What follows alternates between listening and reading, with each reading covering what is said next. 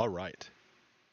Hello, hello, hello. All right, let's try this again. Round two.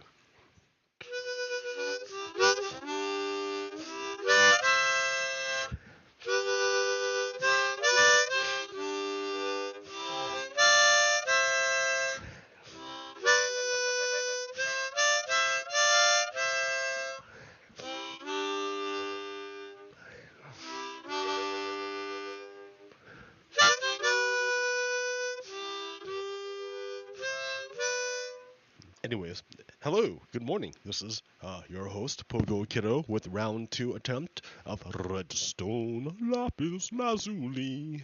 Uh, Episode 38. Let me switch back here. Here we go. All right, let me see if this is gonna crash. Oh, I didn't even start, so it didn't crash right away. Right, not right away. Ha ha ha. Ow. I forgot I was flying when I crashed. Ah.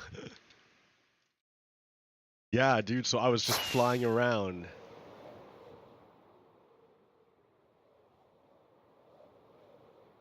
And my computer crashed. You know, I should have brought up my temperatures, but it's too late now. So, hey, so I'm back, right? I'm back. Good thing I didn't get into any actual talking, because I would have been upset. I was just messing around and being silly and showing off the view distance, man. Again, I want to reiterate how the importance of being able to see the big picture. If you can't see things in relation to one another, it's really hard to make sense of it. You have to be able to see the whole thing um, from a higher perspective, to see the whole picture, how each part is connected to one another. Like this village was seemingly not connected to the other villages, like at all, and now it's a big fat loop.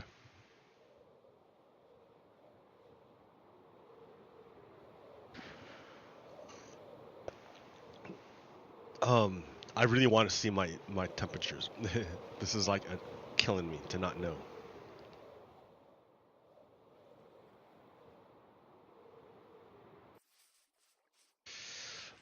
Let's see. How would I do that? I would go like, oh no, no, dude. If you do that, it's gonna here. Let's try that. There we go. Hey, it didn't kill. I didn't kill OBS. Excellent. Okay, yeah. Look, dude. It's not like crazy temps. It's at 70, 70. You know what I did? So okay, It's not that like all of a sudden it's magic and it works now. What I did was I took off the front panel of my computer case and I put a box fan on it.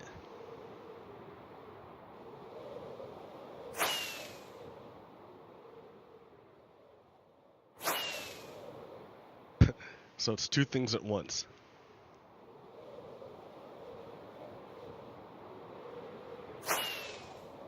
And I was showing off the view distance. Like what a difference it makes to have a view distance, right? Because then you can see everything in relation to everything else.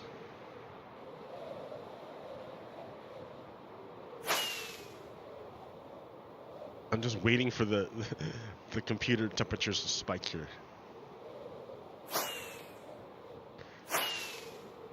But it's a nice experience, is it not?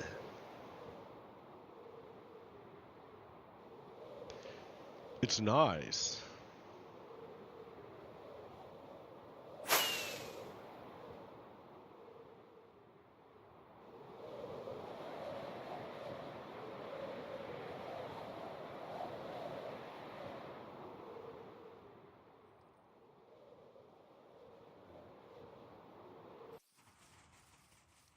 Well then.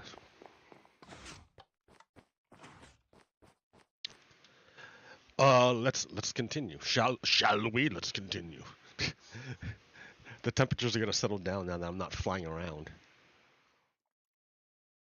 All right. Well, hey, welcome yet again to my weekly thing, dude. I do this like a church thing almost. Um, and why did I start?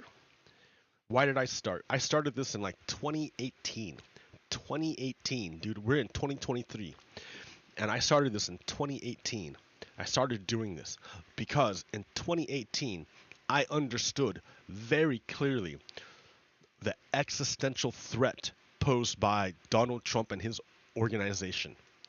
Um, I had already started to understand that the Confederacy was somehow back. Like now it's obvious, right? Now 2023, it's pretty obvious that the Confederacy like is back in the Republican Party. But it wasn't so clear. It wasn't so obvious before. Well, okay, maybe it was to black people. Obviously, it was to black people, but it wasn't to white people. It wasn't obvious to white people. I guess it would be, right, if they looked. You see, there's that consciousness thing. But remember, people were siloed. Information did not flow the way it does now. Uh, so it would be really hard for white people to see what was going on. Like, I mean, it wouldn't. I guess it wouldn't be that hard. All they had to do was look. All they had to do was take a drive down there. Uh, but information just didn't flow like it does. It went top down. It was top down. It was the TV would tell you what's going on, or the radio would tell you what's going on. I mean, you went to school, to high school maybe, and then you had the library if you really were really curious. But other than that, oh well, who knows? Oh, I mean, try to understand what it's like to operate in an information environment in which information doesn't flow instantaneously and freely.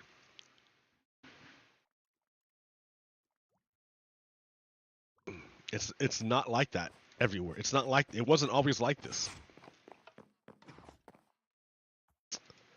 It wasn't always like this.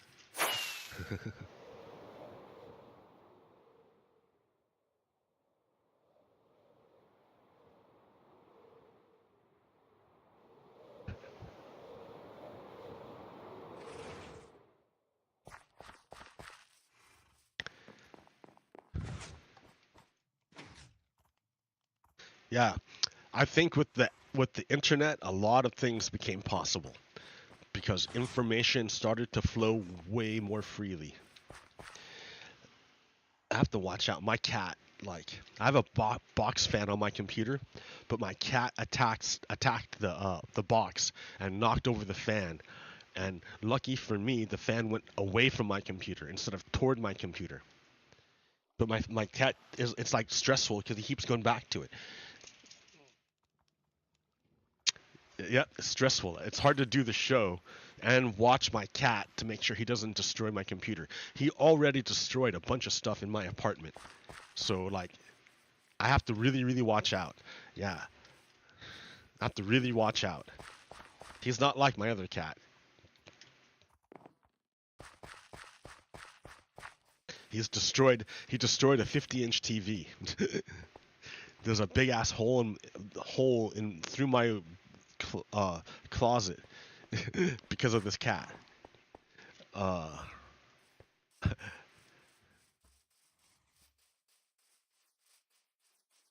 like,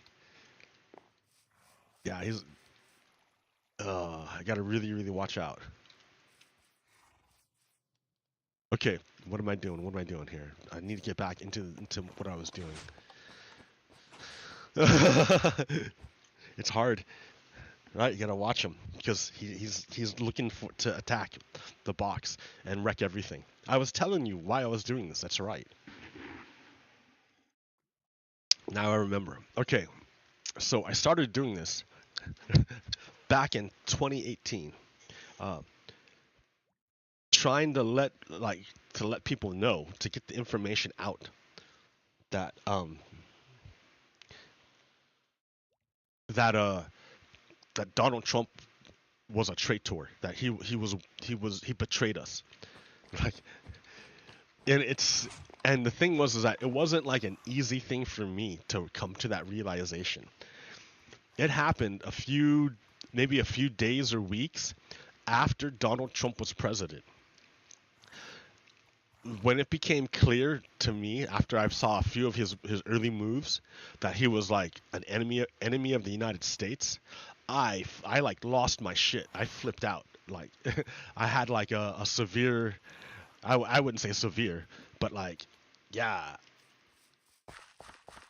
Um. Well, yeah. I mean, like, it sounds like a movie. That's the problem. That was the problem. Is it doesn't even sound real. It sounds like something you would make up for a movie. Like, the president or a dirty businessman allies with a foreign country to take down American democracy. Like a kitty cat, like a cat is trying to destroy your whole thing. Why do you even have this cat? Oh,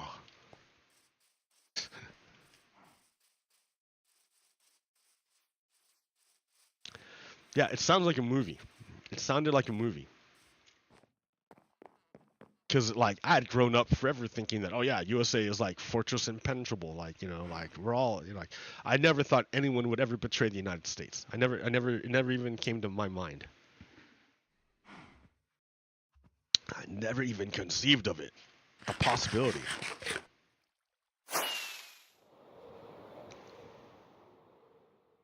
I mean, I grew up with George W. Bush, who, like, so I didn't think that George W. Bush would ever ally with our enemies. Although it's kind of funny, Obama and Hillary Clinton tried to like reset the relationship between Russia and USA. That was a failure. That was a bad idea. That was a bad idea.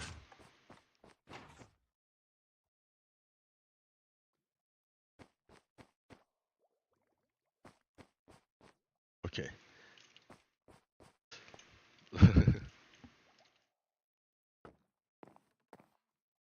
Okay. Um, what was I doing? Man, it's hard to.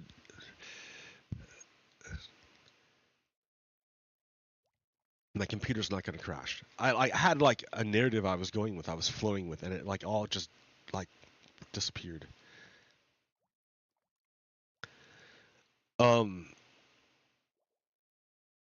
Oh yeah. Okay. So I was telling you about how I came to do the show.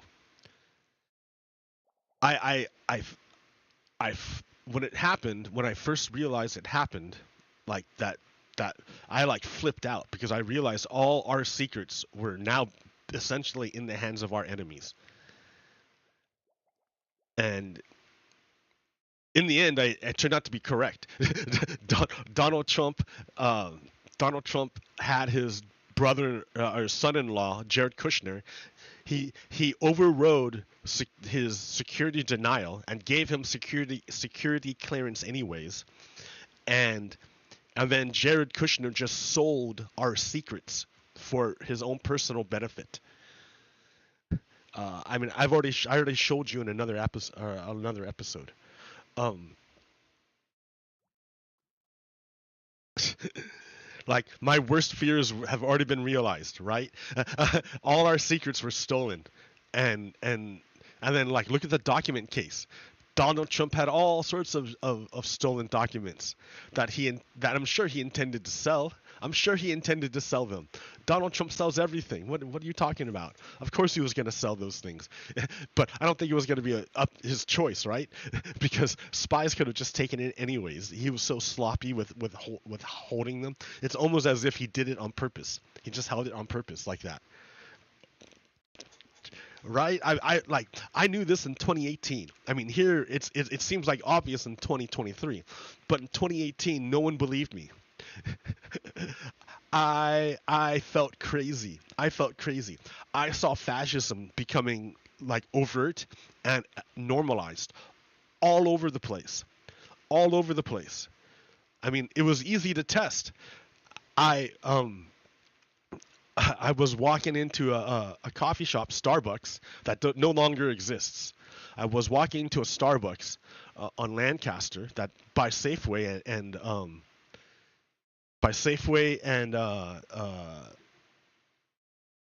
Lancaster and Silverview, I think, is the name. I forget. It was like there's another Starbucks inside of Safeway, but there was one on the outside too that and was good for drive-through. But I would go there on my breaks, and there was a guy, an old veteran that was in there, and he wore his veteran's hat. And every day or so, I would chat with him about stuff, and it became very clear that he was a Trump supporter. And I was aware at that time that Donald Trump was an enemy of the United States, and that he had betrayed us, and that we were in great danger. I was aware of this. So I'm sitting here talking to a veteran, right? A veteran, an old veteran, who happens to mention that, like,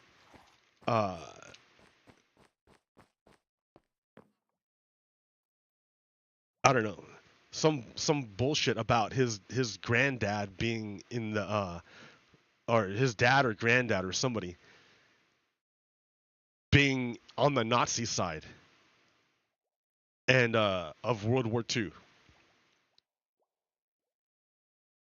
And that he shielded whatever he said by his service. He said, "Oh, because I served, I get to, whatever I say is valid." And I'm like, no. Just because you serve doesn't mean what you say is true or correct. You don't have some special privilege. I mean, you do. You do get lots of perks. But, like making shit up is not one of them. So we talked day after day, and it became clear that he was like a racist. He was a homophobe. He was on Team Donald Trump. And like he was pretty overt about it, like, and open. And then he like insulted like me and my father, me and my dad, and I don't know, I just was like, I can't handle it. And like I called it out. And made it overt, or like like put it on blast. I don't know what do you do, right? Like it was normalized. It was like normalized. It was totally normal for him to do it. He was just acting as if it were normal to be a Nazi in public. Like, I think that's what set me off. Like, he was just being totally racist in public. Racist about my own father to my face in public. And yeah. And then so I got kicked out of that Starbucks. Because and like, again, no one understood that Donald Trump was an enemy undermining the United States. No one understood it at that time. And then I was at a McDonald's. And in there was another group of old people at McDonald's, as they're wont to do. And like, one guy's from Texas. Another guy is a Navy vet. And I don't know. I start telling them about the bad things Donald Trump had done, and they start telling me I'm crazy and stupid. I think what set me off was when the Navy vet started to like use like childish like insults against me. I was like, "What? You're an old man. What are you doing?" And so like I realized that my words weren't getting through. Like, I'm like, "Hey guys, Donald Trump is an enemy of the United States. Here's how I know. Here's the evidence I have." and they called me crazy. So people weren't listening to my words. They didn't hear me. So I did another way, which is I got a sign. Another time, another thing. Part of the normalization was I was going to the farmers market. I mean, I would do that anyways when lived in Carson City. I would every Saturday they had a farmers market, and I would go. I mean, it was just a way of getting out of my house because I have a tendency to not leave my apartment.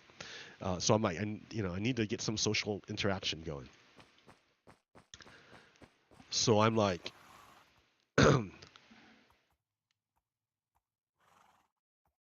why don't like? So I would go to the Salem Saturday Market. And at the Salem Saturday Market, there was this group of people that would literally sit in the middle of the intersection. In the middle of the intersection. Just sit in the middle of it and have the little group and hang out. So it like was in the middle of the flow of people. Right in the middle of the flow of the people. And like no one cared. Like they just walked around or whatever, they ignored it. These people had the privilege, I guess.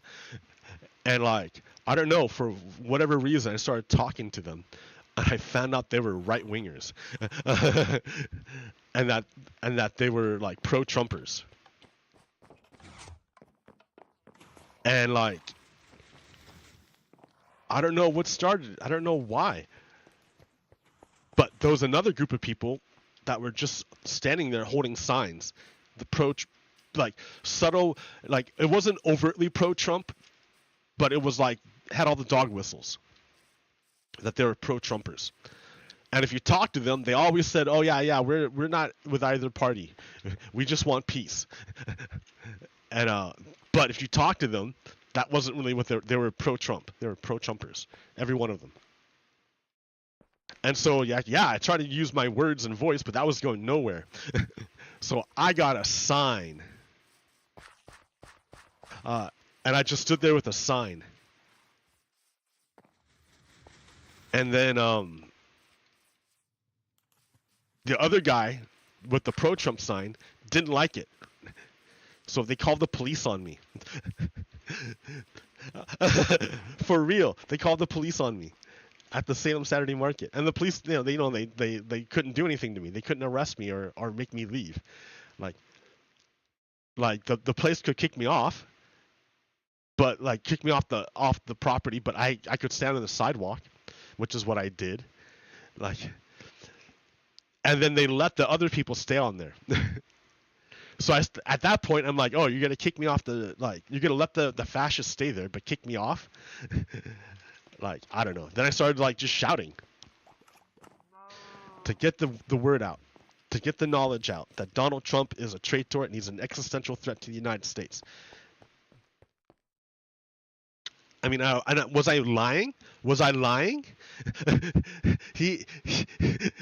I wasn't lying. I wasn't wrong.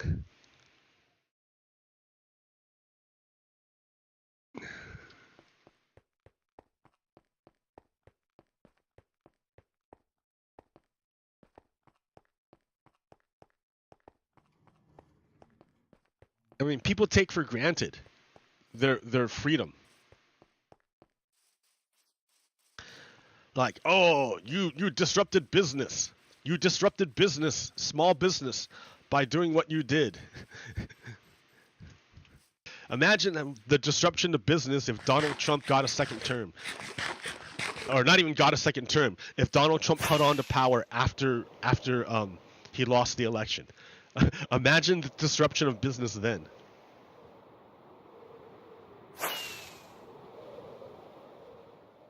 It would be civil war, guys. Do you really think a lot of people are going to gather in a market during a civil war?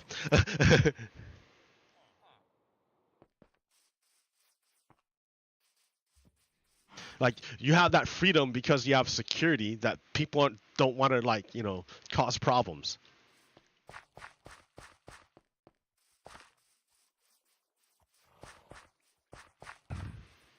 But yeah.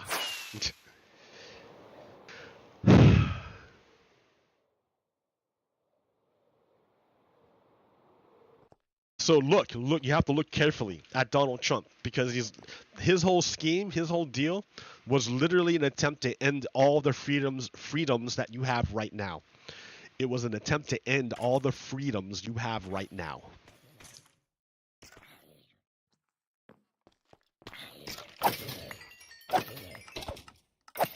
Because it starts with taking away your political power, with taking away your vote. And that was essentially what Donald Trump was doing. He was trying to take away your vote and saying, you know what? It doesn't matter who you voted for. I'm going to take power anyways. That's what it essentially was.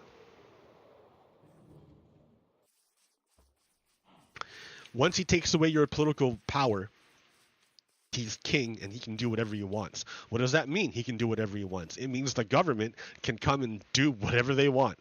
You have zero rights anymore under dictatorship. I mean, you have human rights, but they don't because every human has human rights, but the dictator doesn't respect human rights. To that end, let us continue. So, we're shoving right off. We're shoving right off again. We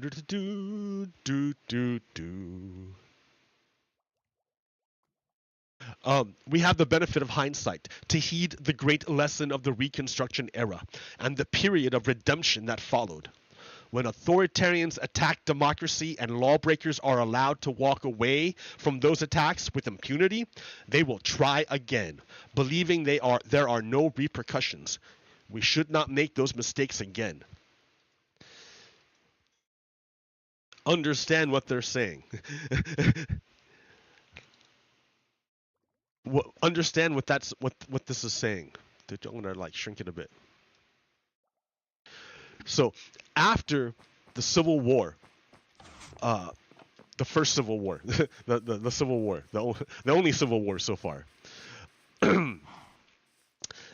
Lincoln was assassinated by an agent of the Confederacy,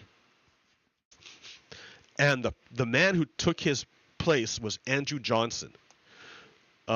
Terrible guy. He was the president, and he was very sympathetic to the South.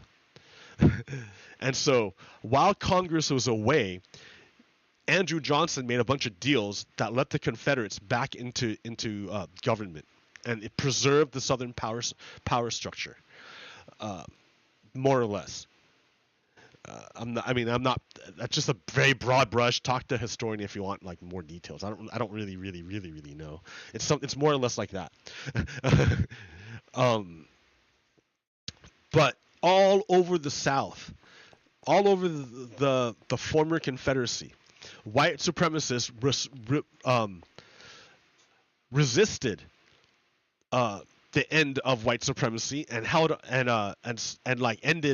resisted multiracial democracy, and they stopped Black Americans from attaining their political power. They just stopped it. They would kill people. They would terrorize people. They would stage a coup. In some instances, they staged coups to literally overthrow the government, elected government, if it was majority Black people. Black Americans, African Americans. What should I say? Should I say Black Americans or African Americans?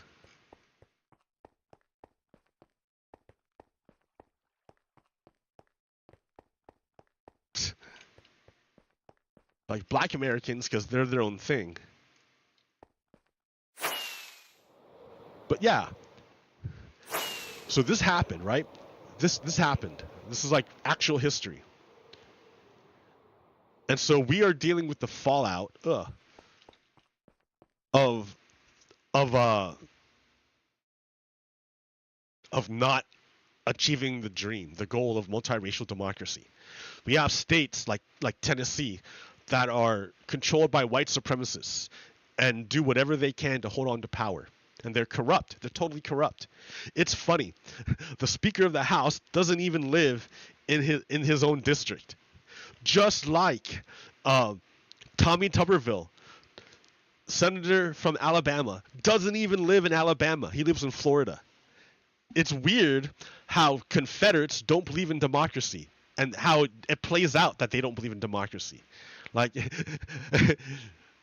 like they obviously don't believe in democracy. They don't believe in representation. That's why neither one of them live in the districts they're supposed to represent. They live in another district which is better for them, not better for their constituents, but better for them. So, but that's what they believe in, right? That's what Confederates believe in. They don't believe in that the people should have the power. They believe the elites like them should have the power. So, I mean, it's true, right? I'm just telling you the way it is. Okay. So, the problem was the Confederacy is that all the Confederates were left back into the government, and none of them were really like punished for it. What is the punishment for treason? Traditionally, the punishment for treason was hanging. I don't know what they would have done back then.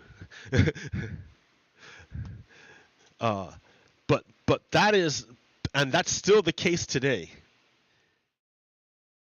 If you look up the code, the penal code for treason, whoever owing allegiance to the United States levies war against them or adheres to their enemies, giving them aid and comfort within the United States or elsewhere, is guilty of treason and shall suffer death. And that law has actually been used. It's actually been used. Julius and Ethel Rosenberg were convicted of treason and sentenced to death in 1950-something, in the 50s. For espionage, for what Donald Trump has done in Mar-a-Lago case, for espionage. So, if the Confederate leaders back at the end of the Civil War were actually given the death penalty for their actions, we probably wouldn't be in the situation we're in today, where we have a resurgence of the Confederacy. Had the leaders been held accountable, fully accountable, we would not be in the situation we're in today. It's a slow motion mirror of what happened in Germany. What happened in Germany?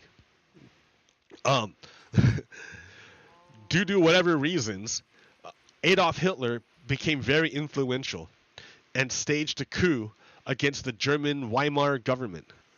And he failed. He failed in his coup attempt, and he was sentenced to prison. And the New York Times will even tell you, now that Donald Trump has been sentenced, or not Donald Trump, Adolf Hitler has been sentenced to prison, now he'll be cool, right? Not that one. Now he'll be chill. Now he'll like not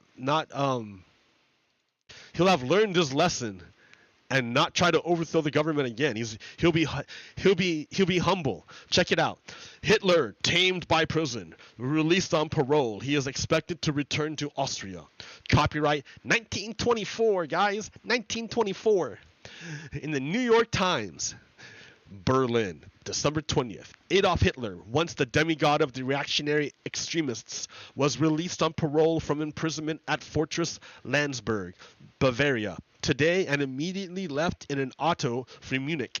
He looked a much sadder and wiser man today than last spring when he, with Ludendorff and other radical extremists, appeared before a Munich court charged with conspiracy to overthrow the government. His behavior during imprisonment convinced the authorities that, like his political organization, known as the Volkskur, that's like the People's Movement, whatever, was no longer to be feared. It is believed he will retire to private life and return to Austria, the country of his birth. What happened? What actually happened? What actually happened? What actually happened? He fucking came back to politics, overthrew the government, became the fascist leader of Germany, and started World War II and exterminating like over 6 million Jews. And if you add all the other people other than Jews, it was like 15 million. So if you look at, so America and Nazi Germany have a very similar trajectory, just at different tempos.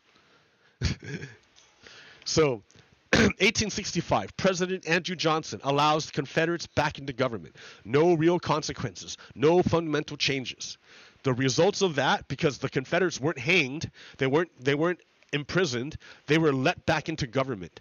They were allowed to overthrow the political organization of black Americans and cement the control of white supremacists again. They were allowed to.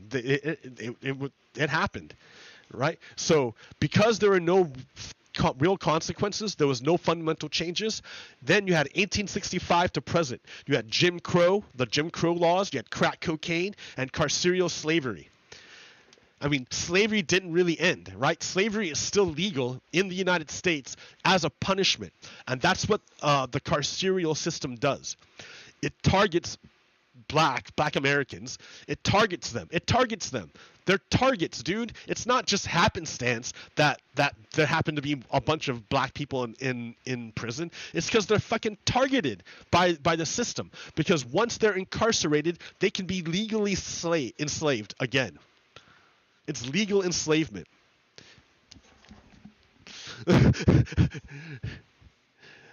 So look at the parallel to Germany at a different tempo. 1923, Hitler's failed coup. No real consequences, no fundamental changes. 1933, Hitler takes power. So what I'm telling you is Donald Trump has to be held accountable. This time, we can't half-ass it. This time, we have to make sure it fucking sticks. We have to make sure it sticks. We have the benefit of hindsight to heed the great lessons of the Reconstruction era and the period of redemption that followed. When authoritarians attack democracy and lawbreakers are allowed to walk away from those attacks with impunity, they will try again, believing there are no repercussions. We should not make those mistakes again. We need to nail these people to the wall.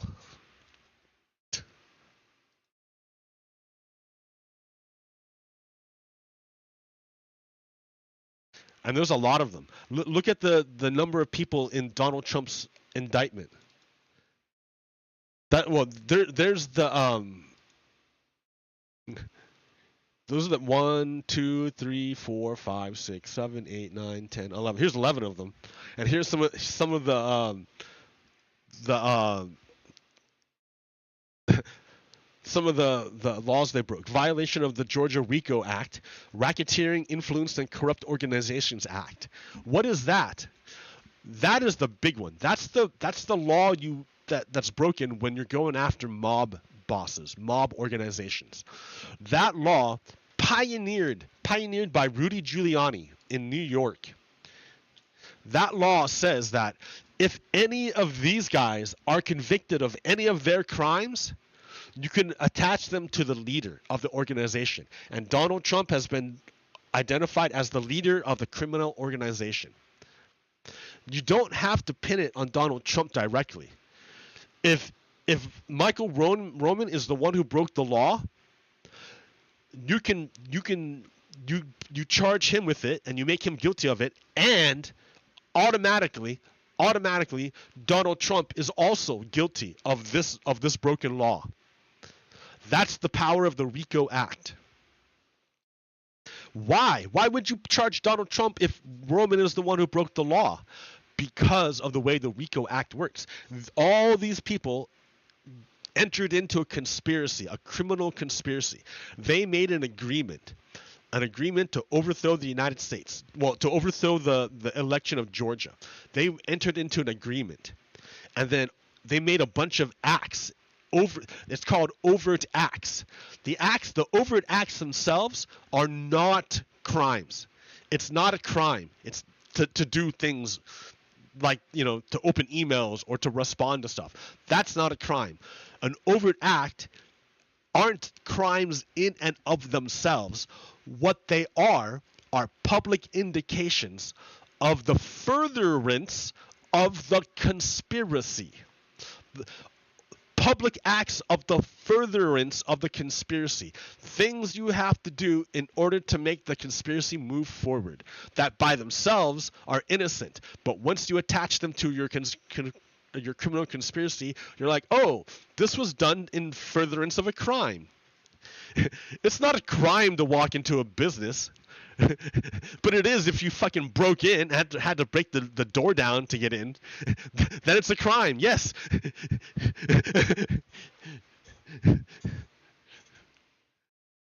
So all these people, so if any of these people are convicted of any of their crimes, you can attach the crime to Donald Trump because he's the leader. All of these people did the conspiracy in furtherance of something that would help Donald Trump. This is all to help Donald Trump. So Donald Trump is the leader of the mob group, the organized crime group here. So Donald Trump is number 1, the RICO Act. Number 5, which is solicitations of violation of oath by public officer. Number 9, conspiracy to commit impersonating a public officer. Number 11, conspiracy to commit forgery in the first degree. Number 13, I don't have the rest of them up here, but yeah, a bunch of them. Okay, so 1, 2. Oh, here.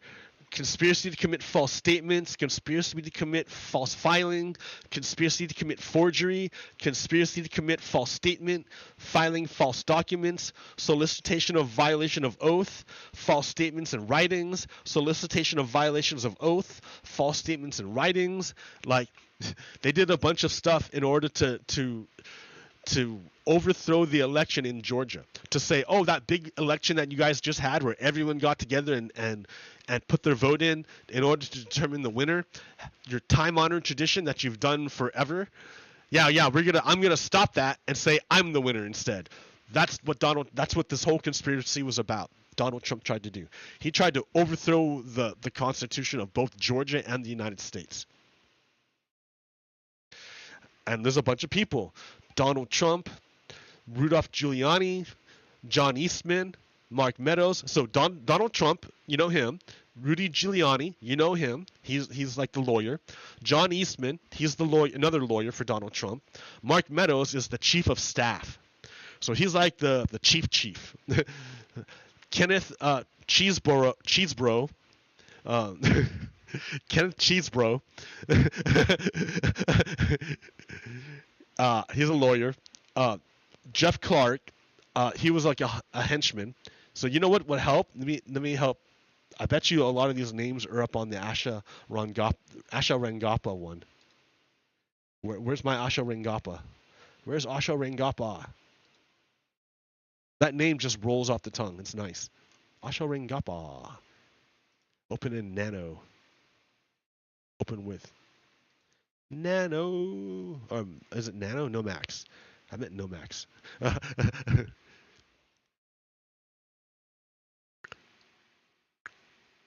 All right.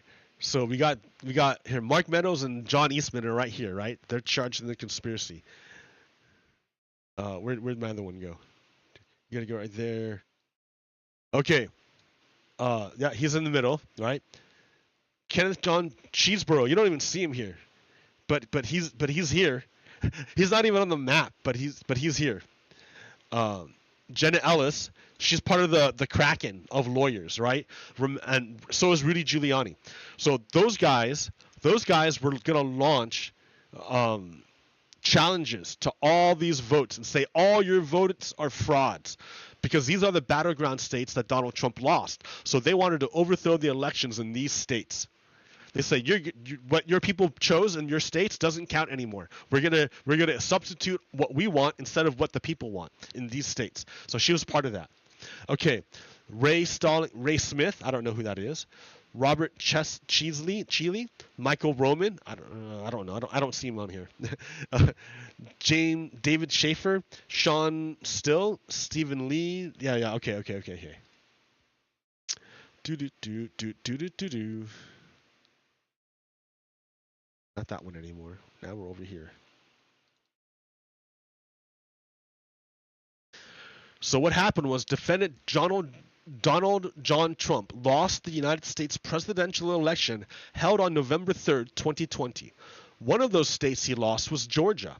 Trump and the other defendants charged in this indictment refused to accept that Trump lost, and they knowingly and willfully joined the conspiracy to unlawfully change the outcome of the election in favor of Trump.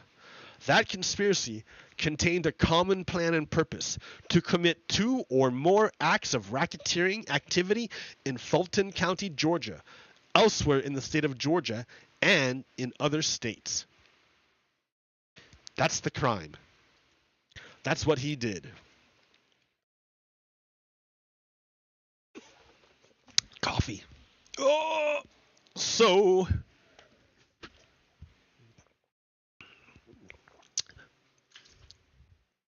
we have Donald Trump engaged in a conspiracy to overthrow the United States.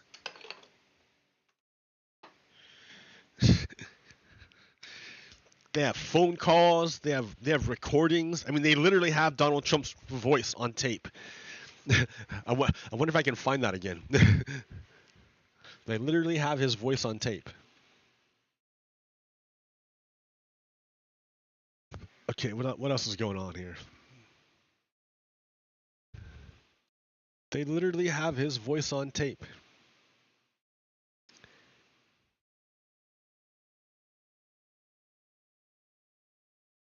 So, if you go like this, why is this funny? Why am I laughing at this? Because you have here. Let's explain this.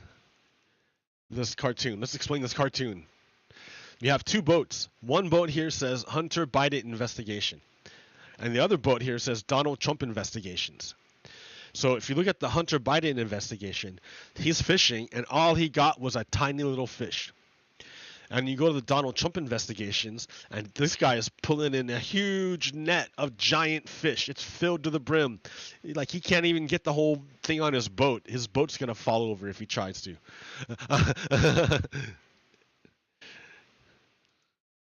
So there's just, there's meat on these Donald Trump investigations. There's no meat on the Hunter Biden investigations. Remember, they all started from a Russian oligarch. It's a conspiracy theory. The Hunter Biden thing is a conspiracy theory. And the Republicans were willing to use a Chinese spy in order to push their conspiracy theory, the Russian conspiracy theory. They were willing to use a Chinese spy. So here, look. Here's another example of what I'm talking about. Why it doesn't matter. This is brand new this morning, right? Brand new this morning. Contradicting Trump by Kyle Griffin. Contradicting Trump, Mark Meadows, chief of staff. Remember over here? He's the guy right in the middle. He's right in the middle, right there with Donald Trump. Mark Meadows is the guy who knows where all the bodies are buried. He is right there in the thick of it with Donald Trump. He's the right-hand man of Donald Trump in this case. So Mark Meadows has told Jack Smith's investigators he could not recall Trump ever declassifying broad sets of classified materials, nor was he aware of any standing order authorizing the automatic declassification of materials. One of Donald Trump's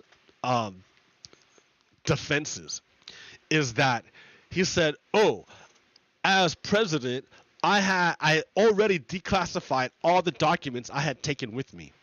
Or it was set up to be automatically declassified the moment I took it out of the office. However, his chief of staff is directly contradicting him, saying, nope, I don't remember you ever saying that, and I'm your chief of staff.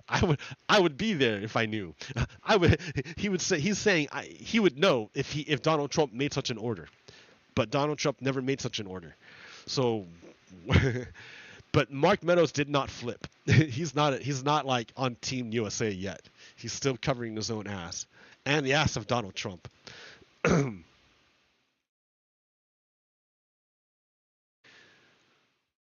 So, who are the people in Donald Trump's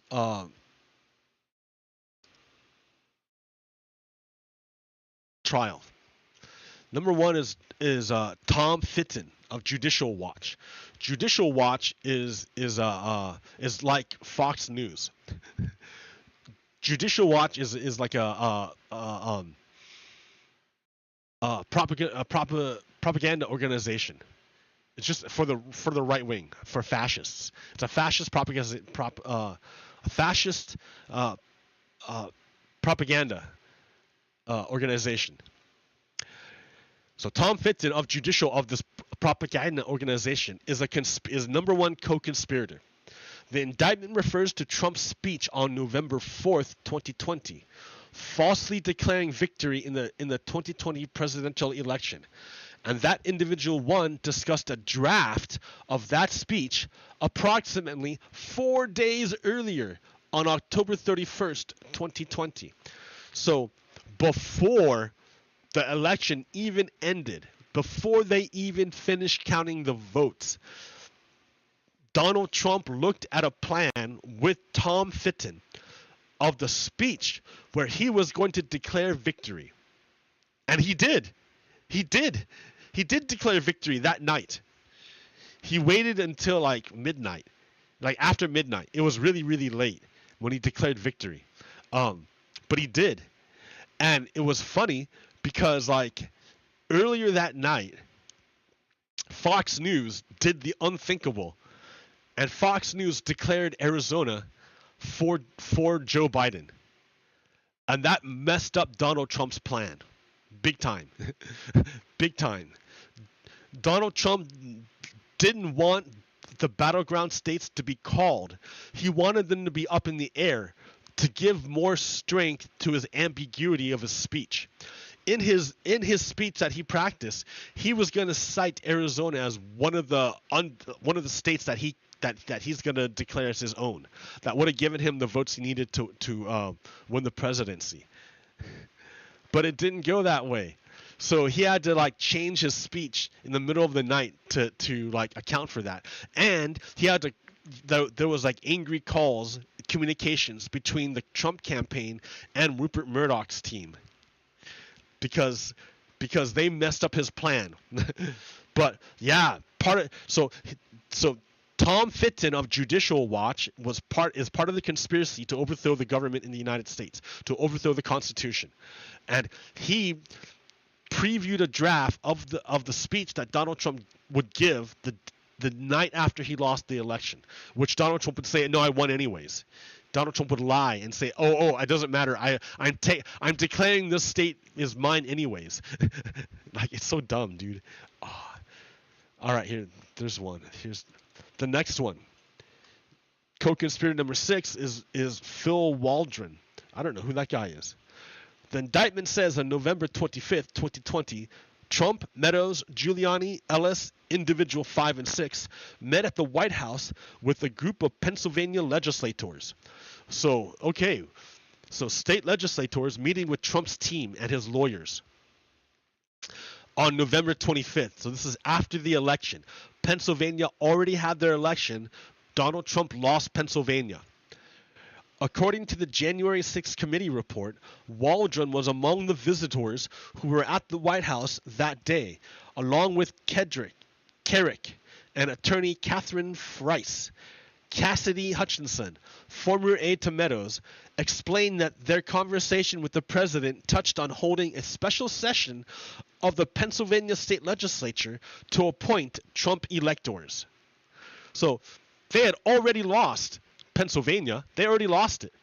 And they were discussing plans on holding a special session in Pennsylvania to appoint fake electors, Trump electors, to go to January 6th, to the thing, to confuse it. The indictment also says that on December 21st, 2020, Sidney Powell, a defendant in the case, sent an email to individuals 6, 21, and 22 that they were to immediately receive a copy of all data from Dominion's voting systems in Michigan. What? The Washington Post reported last August that the email stated Waldron was among the 3 people to receive the data, along with Conan Hayes and Todd Sanders. So it sounds like They broke into the voting system of Michigan and then sent that stolen data to these guys in Michigan. Holy shit.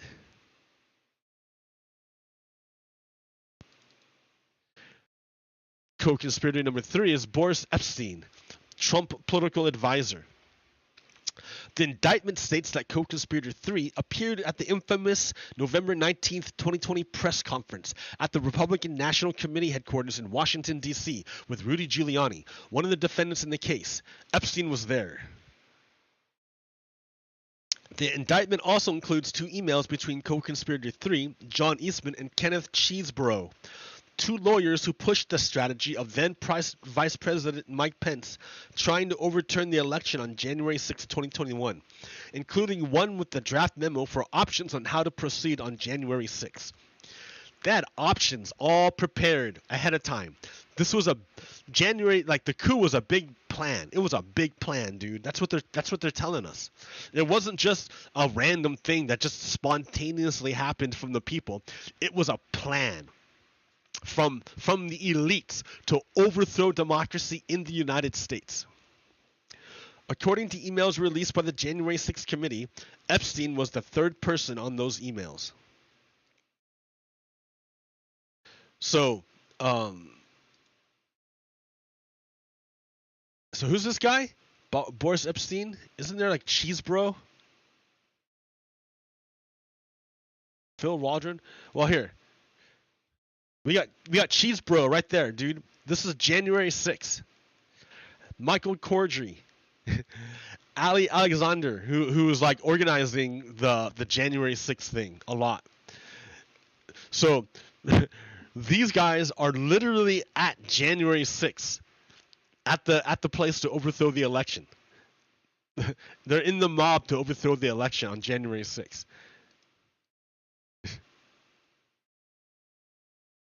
All right, co-conspirator number 5 is Bernie Kerik, former New York Police Department commissioner. Kerik's attorney, Tim Parlatore, confirmed to CNN that his client is the unnamed individual listed in the indictment as co-conspirator number 5. The indictment refers to co-conspirator 5 taking part in several meetings with lawmakers in Pennsylvania and Arizona, states Trump was contesting after the 2020 election. That included the meeting Kerik attended at the White House on November 25th, 2020, with a group of Pennsylvania legislators, along with Trump, then White House Chief of Staff Mark Meadows, Giuliani, Jenna Ellis, and Individual 6. It's a big conspiracy. Do you see the big conspiracy? They tried to overthrow our government. It wasn't just spontaneous. It was a conspiracy. Conspiracy.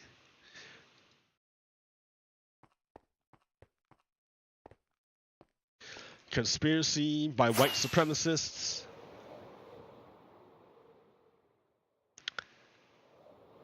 And remember, the only reason why it can happen is because Donald Trump is in power. And the only reason why Donald Trump is in power is because Russia helped them get there.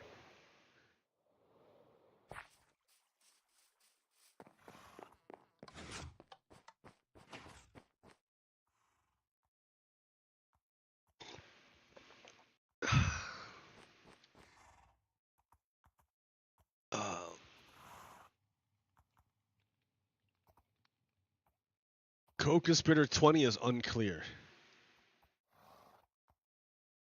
The indictment says individual 20 was part of a meeting at the White House on December 18, 2020, with Trump, Giuliani, and Powell, known to have discussed the possibility of seizing voting machines. The December 18th meeting featured prominently during some of the hearings from the January 6th committee. All but 2 of the outside advisors who attended have been named as co-defendants in the indictment already. Former Trump National Security Advisor Michael Flynn and former Overstock.com CEO Patrick Bryan. You remember Patrick Bryan? He's the one who was honeypotted by the Maria Butina, the Russian spy. She used him to gain access to all other sorts of high-level GOP people. And that's how she laundered Russian mob money into the Republican Party through the NRA. Patrick Bryan. Ha ha ha ha ha. Ha ha ha. Ha ha ha ha ha. That meeting featured fiery exchanges between Trump's White House lawyers and his team of outside advisors, including on whether to appoint Sidney Powell as special counsel to investigate voter fraud, according to the indictment and previous details that have been disclosed about the meeting. Sidney Powell, wasn't she just disbarred?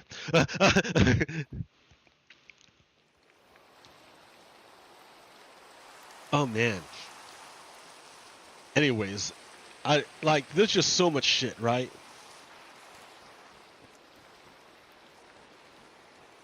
Why am I telling you this? Because people don't know. People don't know. People don't know. Like I said, I started this show as a way of recording because no one listens to what I say. Or if they listen, they don't believe what I say.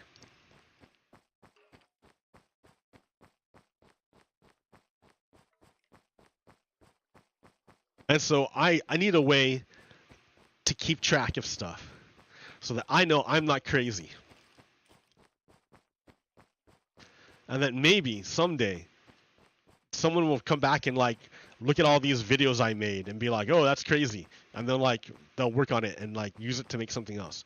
I don't know, maybe they won't. Maybe they'll just forget about it. Maybe I'll do something to piss off YouTube and they'll kill my channel. I don't know. But I have to have some way of trying to get out there, get the information out there.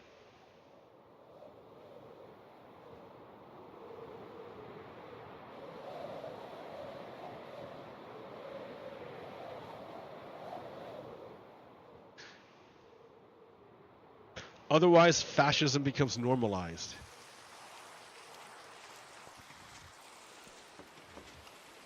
Good thing I put this here, huh?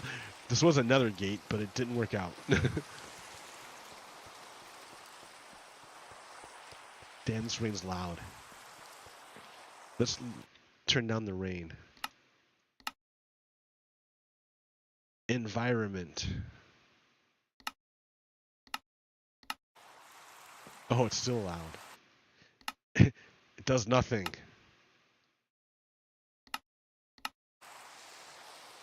Oh, maybe it's weather.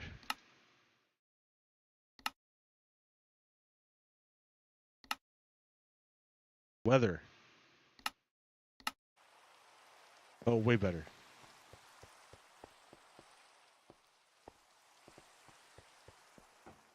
Okay.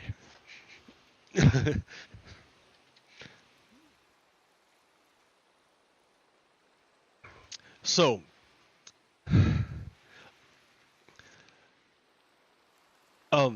I don't know. It feels like the urgency is gone now that there's an indictment, actual repercussions. I used to be flipping out, trying to get this information out to anyone who would listen. Because to me, I mean, it's obvious, right? It's very, very obvious and clear. But every time I go out there and talk to neighbors, they have no idea. They have no clue. They don't even know about any of this. They don't know about any of this. They don't know. And then if I tell them, they don't believe me. Why don't they believe me? Because I'm not their friend. Why haven't the indictments hurt by CBS News poll? In part, it's because Trump voters generally believe it's Trump who tells them the truth, more than conservative media and their own friends and family. Trump leads among those say it's important that a nominee is honest and trustworthy. So what does that mean? When asked who is the person that you feel is what they tell you is true, and if you're a Trump supporter, you more than anything, you believe Trump is the one who gives you the truth, more than your friends and family, more than the media, more than your religious people, your priests and your rabbis and your whatevers. It's Trump. Trump is the one who gives you the truth. The man indicted is the one who gives you the truth. Think about that. Think about what it means. What kind of world must you live in if Trump is the one who tells you the truth and Trump is indicted with numerous felonies? The only president to have federal indictments against him. What it means that if you believe Trump is telling you the truth, then you must believe that the United States is your enemy, is corrupt. You have to believe it. You have to believe it, right? Because how could you have both at the same time?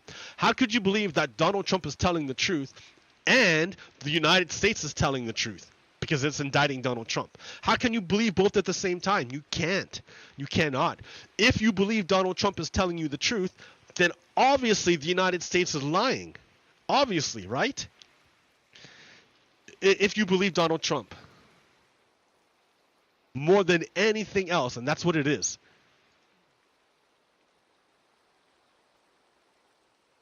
So if you look at Donald's... Take a look at this. Voters for GOP nomination. Among those who say honesty is very important. Donald Trump. People who believe that honesty is important all believe Donald Trump. Blink, blink, blink, blink. How is it even possible? The guy lies like he breathes. But they believe him above everyone else. What kind of world must they live in where Donald Trump is the one who's telling the truth and everyone else is lying? That's a frightening world, dude. You don't believe, like, that's a frightening world to live in.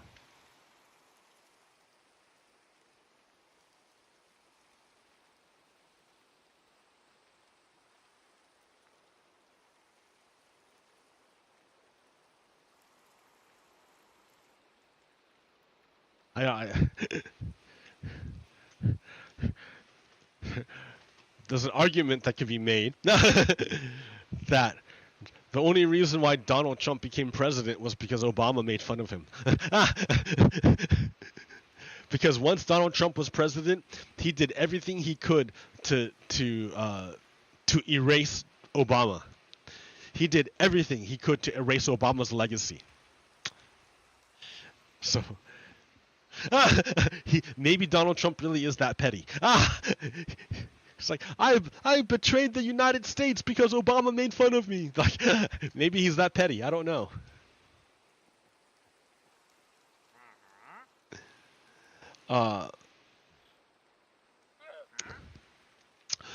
Imagine if Biden sent all that aid to Hawaii instead of Ukraine. Well, listen. Daily reminder. You can't even see it. When you read news about the U.S. sending X billions of dollars of aid to Ukraine, they aren't sending them money. They are sending them older, used equipment worth X billion, which doesn't cost the U.S. taxpayer a single cent.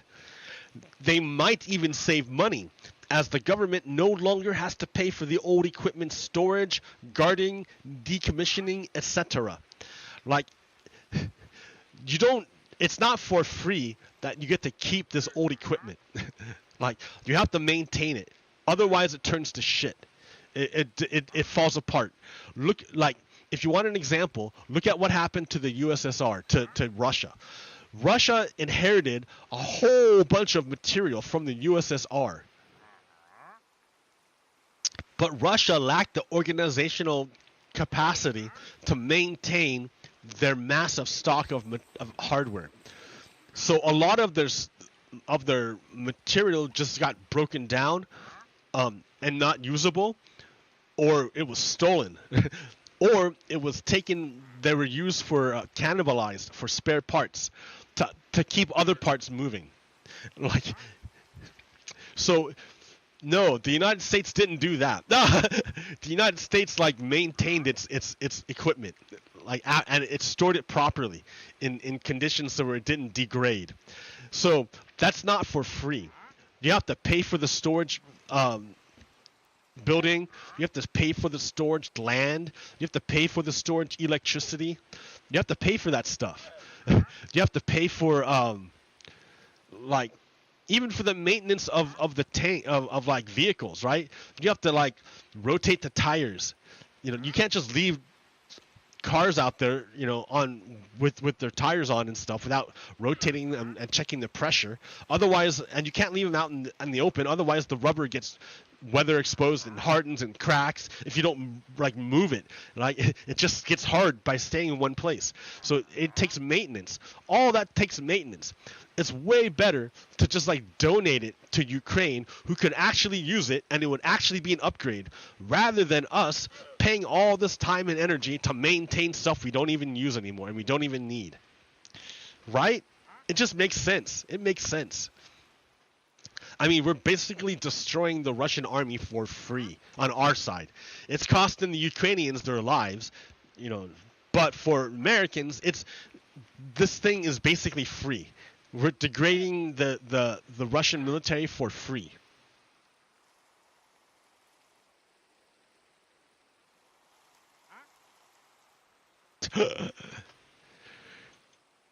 So Republicans placed a giant penis billboard with President Biden's face and Biden sucks on it at a Little League field in Virginia. Right? The Republicans.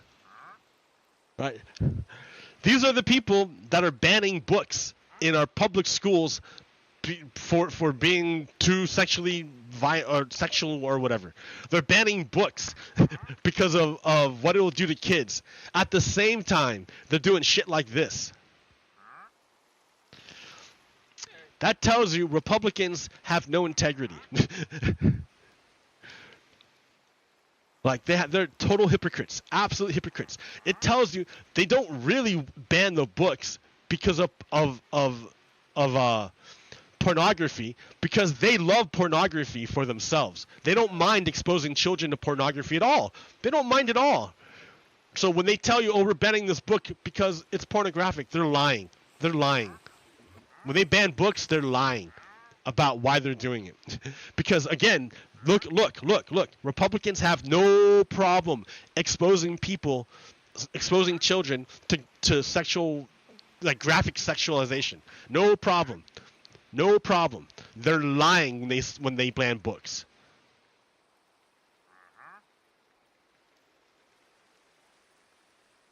Republicans are like terrible. They're terrible people. So let's look here. IRS.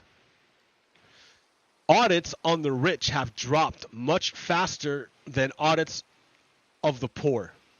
So in 2011, 8% of the rich were audited. And in 2017, when Donald Trump took power and defunded the IRS, and the Republicans defunded the IRS, the poor got audited, or the rich got audited a lot less. Like everyone got audited less, but the rich really got audited less. Who do you think has all the money? The rich have all the money. McCarthy vows to repeal some IRS funding, and Marjorie Taylor Greene responds with applause. McCarthy then promises to stop woke indoctrination in our schools, which you know they don't care about, right? They drew a big fat penis on a Little League field in public.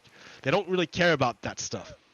According to GOP official, woke means the understanding that there are systemic injustices in American society and the need to address them. So McCarthy promises to promote white supremacy. I don't know. I must have grabbed the wrong one. House GOP sets to vote on abolishing IRS. The Republicans really don't want the IRS because they don't want the rich people to pay taxes. So, July 18th, 2023. IRS goes after wealthy tax scuffles as more complex cases brew. Let's see. Enforcement actions against wealthy taxpayers the IRS is touting are largely clear-cut and don't reflect more complicated enforcement issues on the horizon, those following the agency said. IRS Commissioner Daniel Werfel on July 13th noted several recent efforts to go after wealthy people who aren't paying taxes they owe as part of an effort to promote the agency's work following the enactment of last year's tax and climate law. These include closing about 175 delinquent tax cases involving millionaires, intensifying work concerning wealthy non-filers, identifying 100 high-income individuals who are claiming tax breaks in Puerto Rico that they aren't eligible for, and stepping up scrutiny of pension plan transactions in Malta. So, rah, rah, rah. Recovering millions. The IRS initially received about $80 billion in multi-year funding in the Inflation Reduction Act, $45.6 billion of which was allocated to enforcement. But basically the IRS was going to use their money to go after the rich people who aren't paying their taxes. Right? That's why they're going to hire a bunch of people. The Republicans want to defund the IRS. Why? Ultimately, Republicans want to defund the USA. That's their ultimate goal, to defund the USA. They want to defund the USA. Their enemy is the United States. They want to defund the USA. How do you do that? Well, you get rid of the IRS. So that's why the House Republicans had a plan to defund the IRS. That's why they're fighting really hard to make sure that the IRS doesn't get refunded, so it goes after rich people. They don't want them to go after rich people, ultimately. So there was a bunch of money meant to go there, but much of that enforcement money is set to be rescinded, taken back, under an agreement between the White House and congressional Republicans to raise the debt limit. So we didn't get the debt limit for free. Republicans, remember, Republicans held hostage the credit of the United States, and they were successful.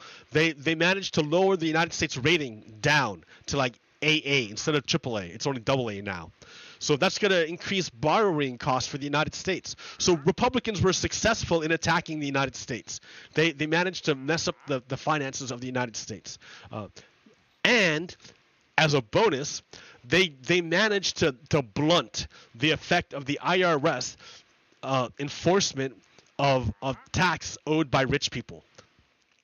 The goal of the Republicans is to defund the United States, ultimately. So, a Treasury official said in June that House Republicans proposed $1.2 billion cut to IRS enforcement appropriations would result in $8.6 billion revenue loss because the IRS would be hamstrung in its efforts to pursue wealthy individuals and businesses who are evading taxes. That's what the Republicans want. They don't want the IRS to go after rich people, because they want to defund the United States. The data book doesn't include a breakdown by income level, and the IRS didn't immediately have information about the number of open, high-income, high-balance cases. For that reason, its emphasis on delinquent tax cases is on target. Caroline Cirialo,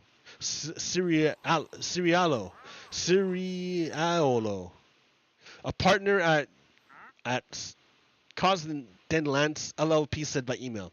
The IRS is correctly focused on these cases, and the IRA resources should be used to hire and properly train collection personnel to identify high-income and high-wealth taxpayers to collect balances due. So yes, Republicans are trying to defund the United States. They cut taxes on billionaires, and then they cut the IRS so that the IRS can't enforce the tax code on rich people. Because Republicans are literally trying to defund the United States. Because Republicans are essentially Confederates.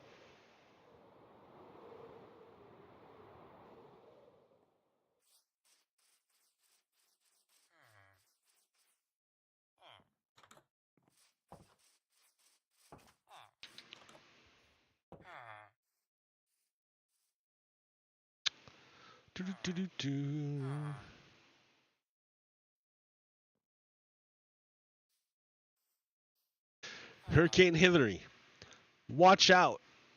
A lot of rain. I want to know. This person, Susan Wilson, says, I want to live long enough to know, number one, what Trump and Putin talked about in Helsinki. Remember Helsinki? You remember Helsinki. Donald Trump met with Vladimir Putin in a secret room for 2 hours. And they talked about, who knows, because Donald Trump took the notes away from the interpreter and destroyed them. So no one would know what Donald Trump said in the room with Vladimir Putin. Or no one would know what they talked about. And then,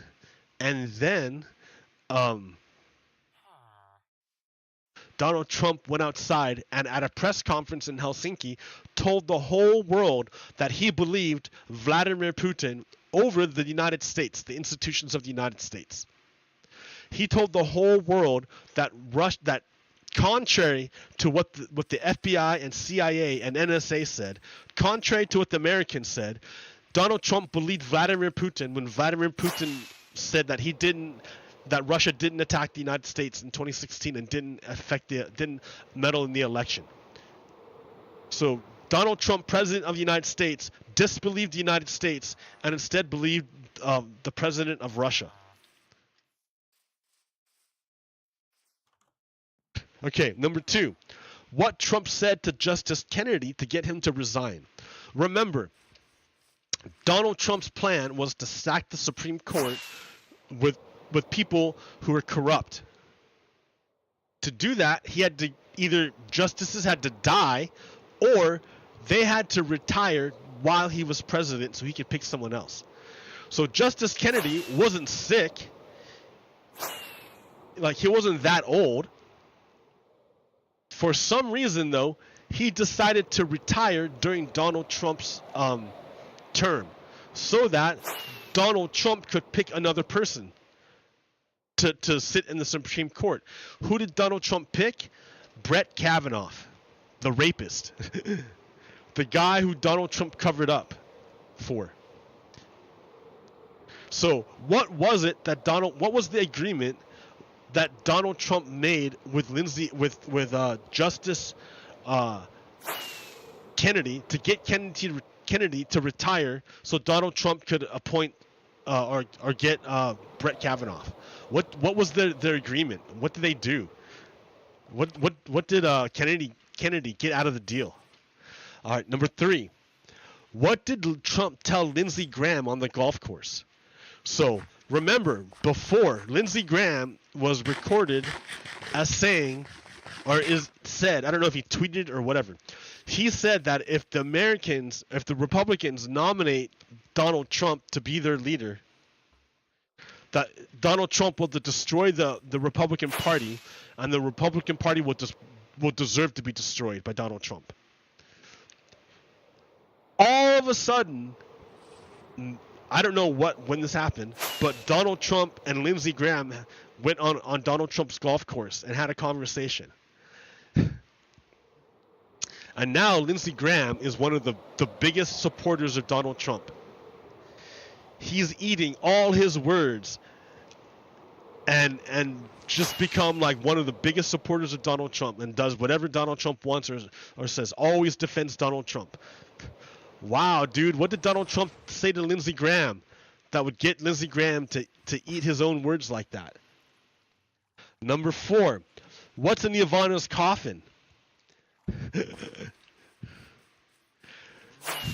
So Donald Trump had his ex-wife, Ivanka Trump, buried on his golf course in Westminster. And the reason was because he can then claim it for like tax purposes and like not pay taxes on his property because of that. That sounds a little bit weird conspiracy theory. Like ooh, what's with Barry? I don't know who's, you know. And then the next one, what's on the P tape? So supposedly in the Steele dossier, there was mention of a P tape that was blackmail for Donald Trump, but no one knows if that's real, and or if it was just included in the dossier as misinformation to throw you off the trail. Like, I don't know. So that's conspiracy theory. I don't know about that one, but interesting, huh? So yeah, Joe Manchin is like the creator and the guy who passed the Inflation Reduction Act. Joe Biden and the Democrats had this big ass bill, this huge bill. Hey, what's up, Chris the guy? How are you? Welcome. Joe Biden and the Democrats had this big ass bill they wanted to pass, and Joe Manchin said, no, we're not going to pass this big bill. No way.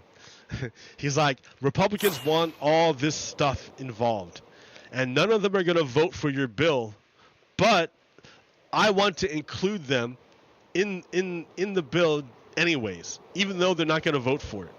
So Joe Biden and the Democrats had to really water down the bill in order to get Joe Manchin to sign on to it. Joe Manchin finally said, "Oh, like if you water down the bill a whole bunch, like the way the Republicans want, then okay, I'll vote for your bill."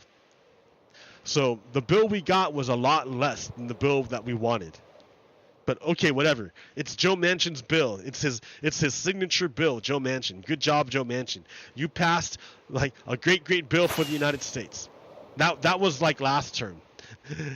All right. This term, now Joe Manchin is one of the biggest enemies of his own bill. He's doing everything he can to stop his own bill from taking place. Joe Manchin. He's like the biggest enemy. He just doesn't want anything to happen with it. He says, the bill I made is crap. My bill is terrible. I made a really bad bill, and I want to stop it. So Joe Manchin is trying to stop his own bill from taking place. So what is this bill doing? What is this Inflation Reduction Act doing? Well, it's doing clean energy manufacturing projects announced since Inflation Reduction Act passage. So all these places are starting new clean energy businesses, batteries or whatever, ever since the Inflation Reduction Act was passed. What does the Inflation Reduction Act do? It gives a tax break to American manufactured electric vehicles. So if you're making electric vehicles in the United States, you pay less taxes. Other countries are kind of angry at the United States for passing this bill, because they say, hey guys, we don't get any benefit from, we don't do this to American cars. We don't put a tax on American cars coming into our markets. But now you're giving us a tax break to your cars and not to our cars that are imports. We don't do the same thing to you. Why are you doing that to us? So they're kind of upset. Other countries are not so happy because American cars get a bonus, get a boost. And because of this tax break, look at all this manufacturing happening. The vast majority of the boom is happening in the South, in the South. The Inflation Reduction Act is happening in the South. So all these massive investments in batteries and solar panels, electric vehicles, wind turbines, now not so much down here. A little tiny wind turbine down there in the tip of Florida. But yeah, so I can see why, there's no maybe a clean energy battery at the end of West Virginia. But yeah, West Virginia is getting nothing for clean energy. Look at Nevada, dude. Okay, and look at Arizona. Woo! So massive investments, right? So Joe Manchin's like, look at all this money going to the South. Ah, Joe Manchin's like, I have to stop this. I have to stop all this money from going to the South. I can understand, right? Okay. Here's another one. Planned manufacturing projects dot the U.S. So, from Financial Times, this isn't just some leftist organization. These are a bunch of economists. So Financial Times, an analysis of company and state press release and data from FDI Markets, Rystad Energy, Semiconductor Industry Association, S&P Global Market Intelligence, Wood Mackenzie, U.S. Census Bureau, and SummitPost.org. So billions of dollars, and the big circles are tens of billions of dollars. So manufacturing investments are like booming, right? Again, it's primarily happening in the South. There's big booms up here, like tens of billions of dollars there, right?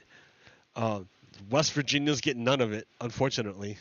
But all these others, the South, man, the South is sucking it up. They love it. All this money pouring into the South and into the Midwest. So Manchin's like, no, don't give the South all that money, all that investment. So he's trying everything. He's trying to kill his own bill. It's so funny. He's like, no, my bill was bad. Don't pass it. I don't know why I did it. So this is a clip from I believe Heather Richardson. Maybe not. Okay. 3 big stories today. First of all, the Democrats are taking a victory lap on the anniversary of the Inflation Reduction Act, a law that has transformed the United States economy and for which not a single Republican voted. So, like, even Manchin wants to take back his vote. he's the inflation. So Republicans did not want that money flowing to the South. They were really, really opposed to it. They did everything they could to stop any money from going to the South. So the IRA was the eventual form that President Joe Biden's initial Build Back Better plans took. It offered to lower Americans' energy costs with a 30% tax credit for energy-efficient windows, heat pumps, or newer models of appliances, capped the cost of drugs at $2,000 per year for people on Medicare, and made healthcare premiums fall for certain Americans by expanding the Affordable Care Act. By raising taxes on the very wealthy and on corporations, and bringing the IRS back up to full strength so it can crack down on tax cheating, as well as saving the government money by permitting it to negotiate drug prices with pharmaceutical companies, the IRA was expected to raise $738 billion. That, plus about $891 billion from other sources, enabled the law to make the largest investment ever in addressing climate change, while still bringing down the federal government's annual deficit. You made the biggest investment in climate change and you lowered the deficit? No wonder Republicans were opposed to this. Remember, Republicans are trying to bankrupt the United States. Republicans are trying to defund the United States. The Democrats are paying down the debt, doing the opposite of what Republicans are doing. This is a BFD, former President Barack Obama tweeted a year ago. Thanks, Obama. Biden responded. Thanks, Obama.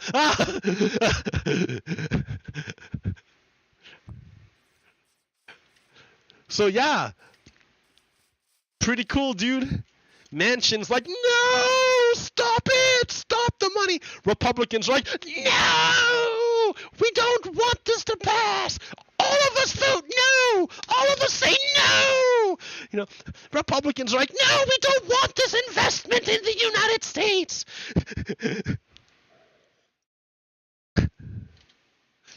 Republicans They're like, no! Look at all the money coming into our states! No! All the Republicans voted no. All of them said no, they don't want this. All of them. All of them said they don't want that. And it's so funny because you go down to like a Trump supporter. You go talk to a Trump supporter. They won't believe it. They won't believe it. They won't believe it. They'll believe Donald Trump.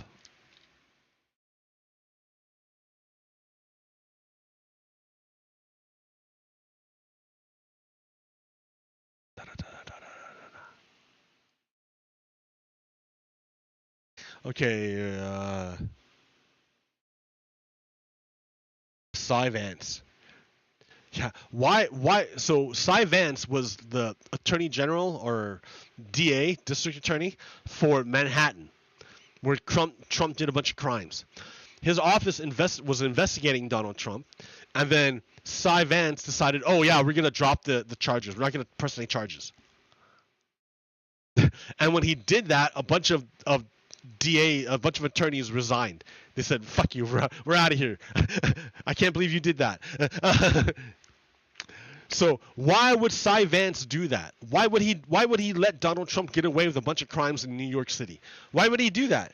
Well, if we look on November 9th, 2016, here's Cy Vance sending a congratulations to Donald Trump. Congratulations on your extraordinary victory.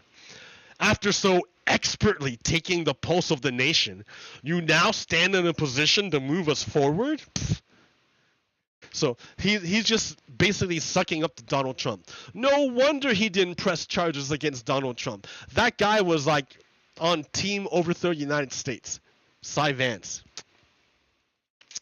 The Republicans are corrupt, is what I'm telling you. They're corrupt, they're corrupt, they're corrupt. Da da da da da da da. I got all of mine. Oh, yeah, this is the last one. I think this is interesting. I think this is an interesting thing. This is taken from the indictment, from the sentencing. Enrique Otero is going to be sentenced. His real name is Henry. His true first name is Henry. Henry Tarrio. Henry Tarrio is going to be indicted or be sentenced for his role in overthrowing the United States. So I'm going to read the sentencing thing. Henry Tarrio, the national chairman, will be sentenced on the 30th of this month. The PSR has taken the position that each of Tarrio's, Nordine, and Biggs had a leadership role. In sum, they are all assessed the same aggravating role assessment and are basically viewed as being equally culpable with each other, at least by the probation office. Additional factual objection to the PSR. As to the identifying data contained on page 3 of the defendant's PSR, he is erroneously identified as white. The defendant is multiracial and is of Afro-Cuban ancestry, so his race should be reported as black on page 3.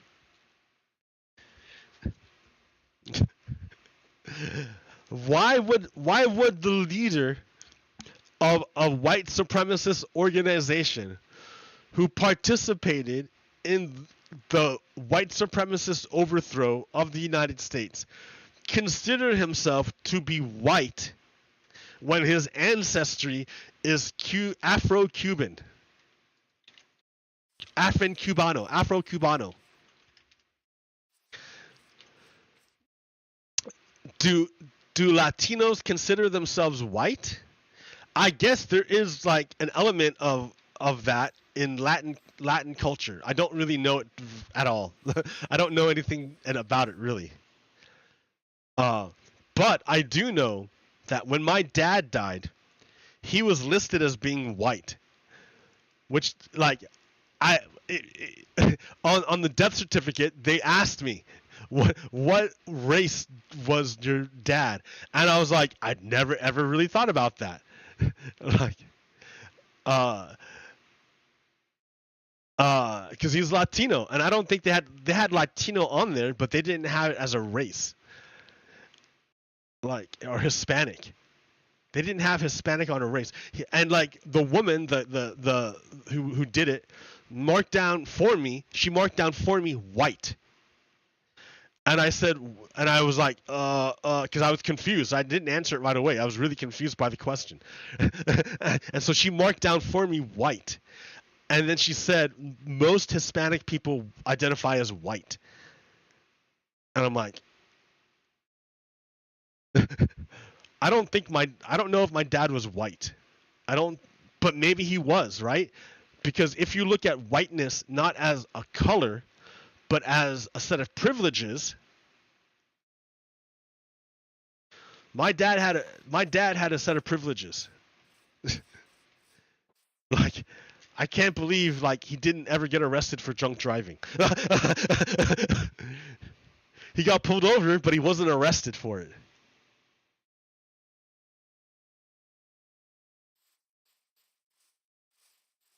And there are a lot of Hispanic Americans who side with Donald Trump. And Donald Trump is a white supremacist.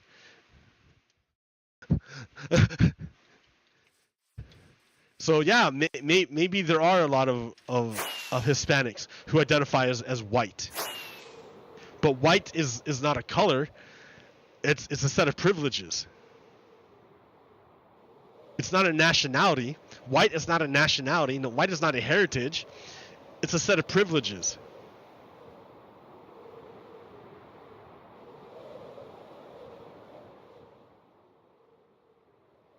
So Enrique Otero tried to overthrow the government in the name of white supremacy, and he considers himself white. But I remember talking to a lot of people on, well, quote people on Facebook who told me, how can the Proud Boys be a white supremacist organization? Look at the leader of it. Because they identified him as not white. And they used it to defend the organization as being, to say that it wasn't white supremacist, because it was they said it couldn't possibly be a white supremacist organization if the leader is not white, or if the people who join it are not white. I don't know. Maybe those people considered themselves white even if you didn't.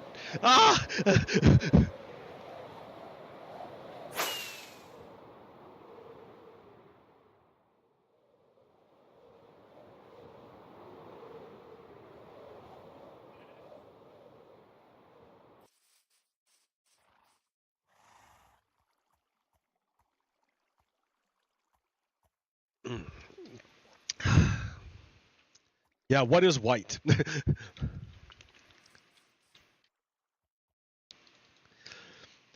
It's official.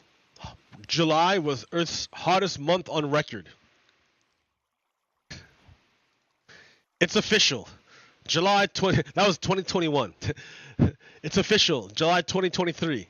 July 2020 is the hottest month ever on recorded on Earth. So we broke the record we set in 2021 for hottest month ever on Earth. Like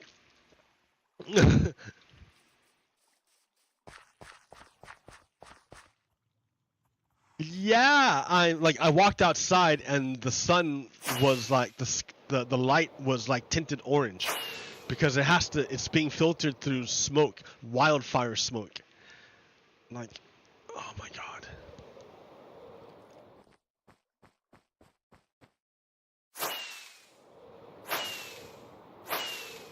Black Lives Matter.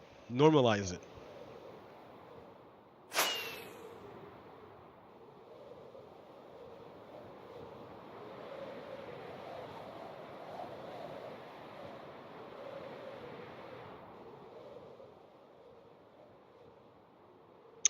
Yeah, I was reading I'm reading Heather Richardson's book again, How the South Won the Civil War.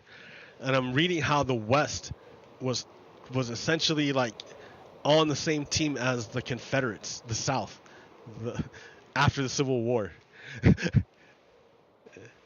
Sucked. Sucks.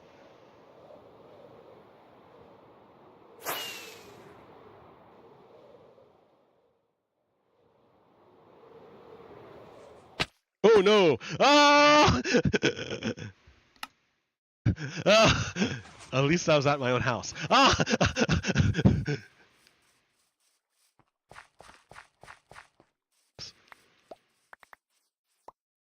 Smack. Yeah, this is an easy recovery. It was at my own house.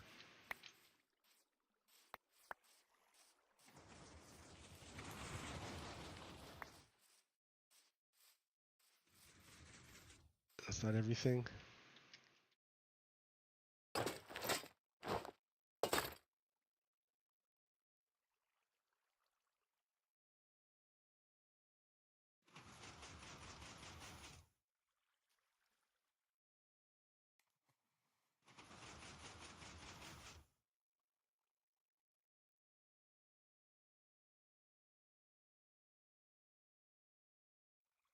All right. Good as new.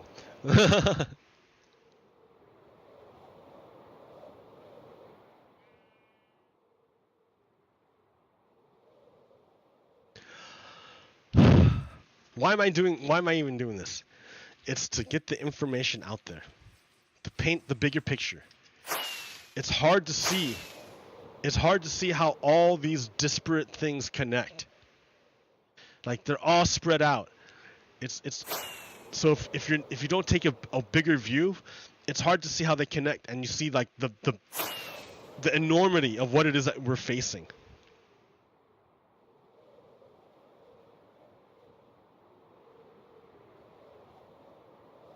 And the threat is not over, because Donald Trump has like a committed army of people who believe him over the United States. That's why it's imperative that we drop the hammer on these people, on the leaders. Michael Flynn should have never have gotten a pardon. He betrayed the United States.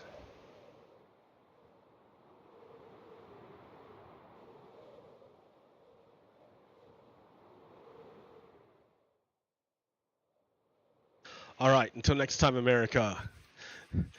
We're gonna see how much the United States can hold Donald Trump accountable. It's important. It's vitally important that the United States hold Donald Trump accountable. Vitally important. Okay, until next time. Peace. Bogokiro out. Stop.